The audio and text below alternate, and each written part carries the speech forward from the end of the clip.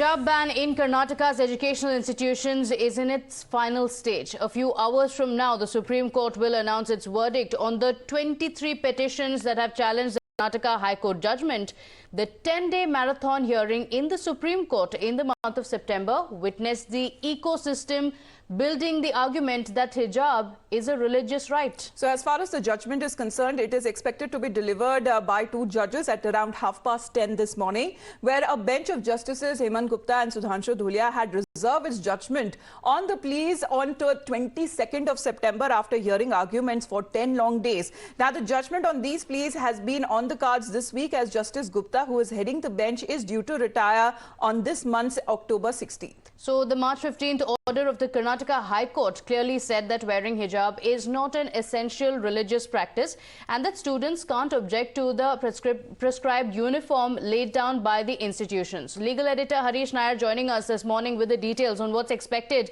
Harish, big day in the Supreme Court today. The entire country is going to be awaiting the order on hijab.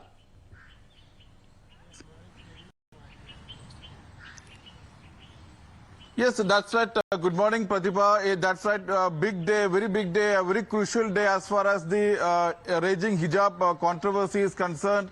At 10:30 sharp, a bench of justices Hemant Gupta and Sudhanshu Dhulia will be delivering the judgment on a batch of petitions which had challenged the March 15th Karnataka High Court judgment, which had upheld the hijab ban in the state's educational institutions. And so this judgment will be coming exactly 7 months after the High Court judgment. And we had in fact seen 10 days of stormy hearing where top legal luminaries like Rajiv Dhawan, Kapil Sibal, Devdutt Kamath, Sanjay Hegde had in fact argued for the petitioner aggrieved girls and argued that hijab was a symbol of decency, morality, faith and right to religion. They had argued that hijab is an essential religious practice and intrinsic and integral to Islam.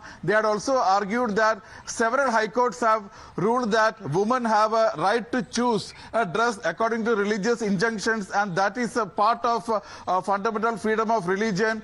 They had also argued that denying access to the students who are wearing hijab to the class is not only a violation of right to freedom but also right to equality, that is right against discrimination and also right to education. At the same time, the Karnataka government had vehemently argued that hijab is not an essential religious practice, and when pitted against the collective interest of an institution, the collective institution rights of the institution gets primacy over the individual freedom of religion, and also had argued that freedom of religion may be a fundamental right, but no fundamental right is absolute, and they are subject to reasonable restriction. And one more very interesting point is that as per the Supreme Court cost list, both the judges will be writing two separate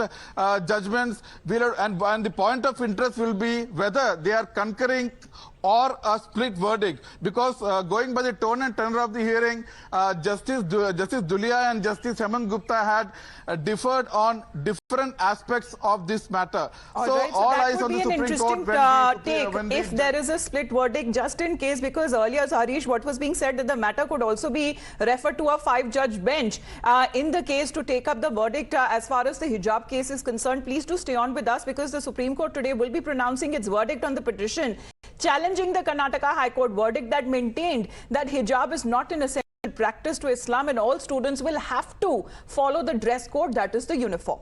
So on March 15, the Karnataka High Court had dismissed the petitions that had been filed by a section of Muslim students of the Government Pre-University Girls College in Karnataka's Udupi, seeking permission to wear the hijab inside the classrooms, ruling that it's not a part of the essential religious practice in Islamic faith.